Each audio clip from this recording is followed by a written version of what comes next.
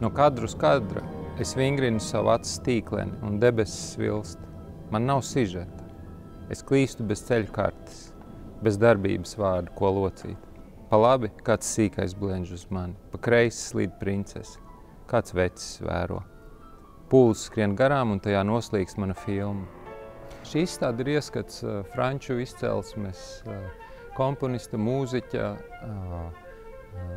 kinorežisora, dzejnieka, fotogrāfa Dairadē. Sigfrīds pirmo reizi Rīgā nokļuva ar Sansu, kura bija iekļauta Arsenāla kino programmā, un toreiz es brīvprātīgoju un es vedu viņus ar mūziķiem uz lidostu. Un tad es arī redzēju filmu Sansa, un tas bija diezgan liels, foršs, emocionāls piedzīvojums, un tāpēc, kad vērās vaļā Kaņepes kultūras centrs, es atcerējos par viņu pāris gadus vēlāk un uzaicināju viņu uz Rīgu spēlēt.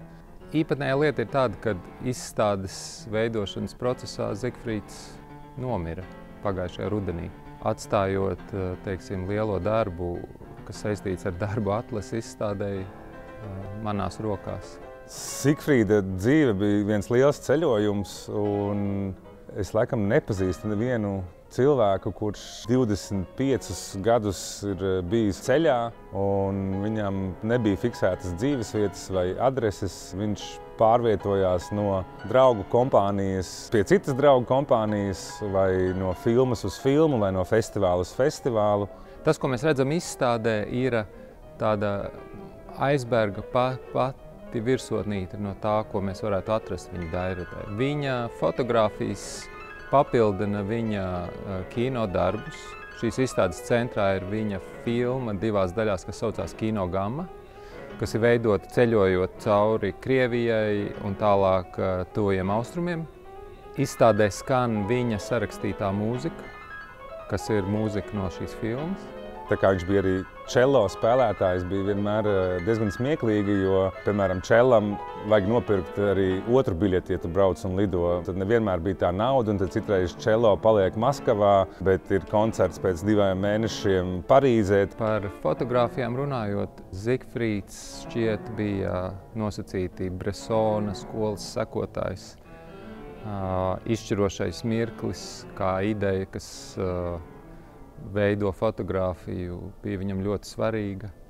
Es domāju, ka viņš ir arī tāds liels romantiķis. Viņš nav sentimentāls, bet viņa darbi ir romantiski. Tādā ziņā, ka viņš mīl kaut ko ļoti vienkāršu par cilvēkiem, par pasauli, un tas viss, tā viņa mīlestība atklājas šīs fotogrāfijās. Viņš mazliet atgādina kaut kādu antropologu, kurš ir iemīlējies savā izpētes objektā.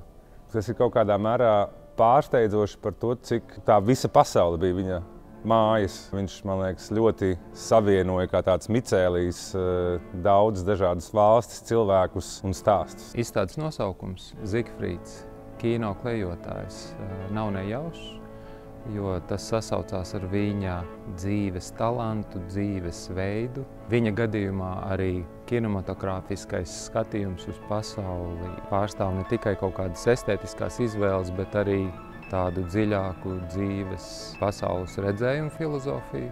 Šī izstāde tad ir tāda iespēja mums apskatīt pastkartes no viņa dzīves ceļojumiem, no viņa kino taisīšanas procesa, no viņa domāšanas procesa.